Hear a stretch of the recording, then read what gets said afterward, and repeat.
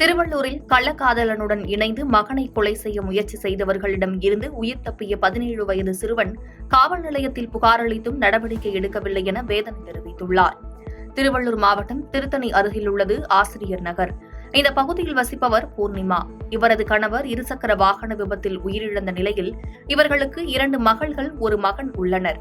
இந்த நிலையில் மோகன் முரளி இறந்த பிறகு சில மாதங்களில் பூர்ணிமா வீட்டில் இருக்கும் பொழுது ஆண் ஒருவர் வந்து செல்வதாக அறிந்த மகன் அவர் ஏன் வருகிறார் என்று பூர்ணிமாவிடம் கேட்டுள்ளார்.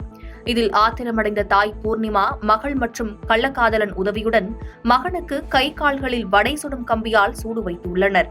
இதனைத் தொடர்ந்தும் பூர்ணிமாவின் கள்ளக்காதலன் இரவு நேரத்திலும் வந்ததால் ஆத்திரமடைந்த பூர்ணிமாவின் மகன் தாயிடம் கடுமையாக சண்டையிட்டுள்ளார்.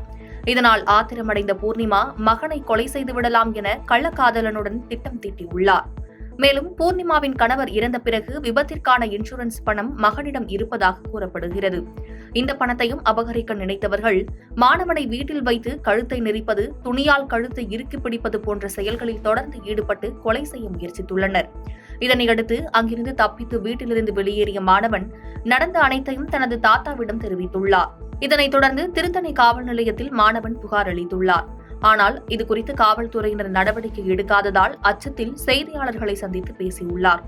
இதனைத் தொடர்ந்து பேசிய மாணவனின் தாத்தா காவல்துறை இதற்கு உரிய நடவடிக்கை எடுக்க வேண்டும் என கோரிக்கை வைத்துள்ளார்.